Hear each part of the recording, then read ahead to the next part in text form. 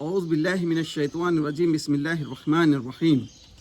اگر کہیں اللہ لوگوں کے ساتھ برا معاملہ کرنے میں بھی اتنی ہی جلدی کرتا جتنی وہ دنیا کی بھلائی مانگنے میں جلدی کرتے ہیں تو ان کی مہلت عمل کبھی کی ختم کر دی گئی ہوتی، مگر ہمارا یہ طریقہ نہیں ہے، اس لیے ہم ان لوگوں کو جو ہم سے ملنے کی امید نہیں رکھتے ان کی سرکشی میں بھٹکنے کے لیے چھوڑ دیتے ہیں۔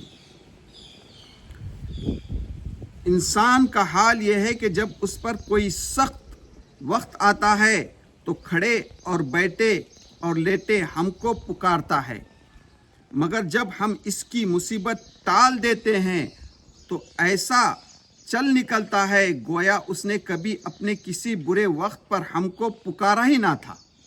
اس طرح حد سے گزر جانے والوں کے لیے ان کے کرتوت خوشنما بنا دیے گئے ہیں۔ لوگوں، تم سے پہلے کی قوموں کو ہم نے ہلاک کر دیا جب انہوں نے ظلم کی روش اختیار کی اور ان کے رسول ان کے پاس کھلی کھلی نشانیاں لے کر آئے اور انہوں نے ایمان لا کر ہی نہ دیا۔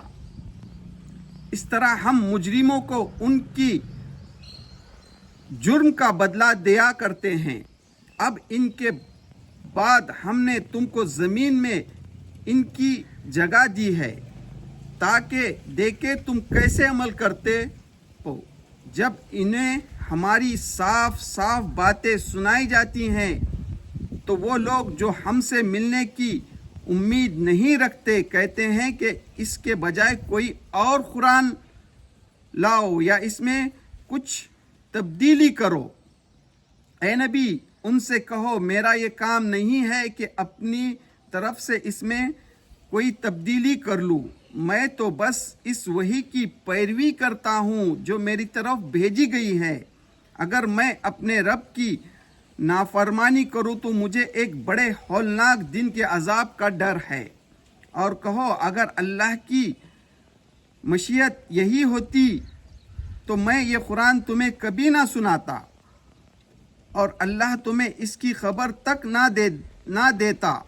آخر اس سے پہلے میں ایک عمر تمہارے درمیان گزار چکا ہوں، کیا تم عقل سے کام نہیں لیتے؟ پھر اس سے بڑھ کر ظالم اور کون ہوگا جو ایک جھوٹی بات گھڑ کر اللہ کی طرف منسوب کرے یا اللہ کی واقع آیاتوں کو جھوٹا قرار دے۔ یقیناً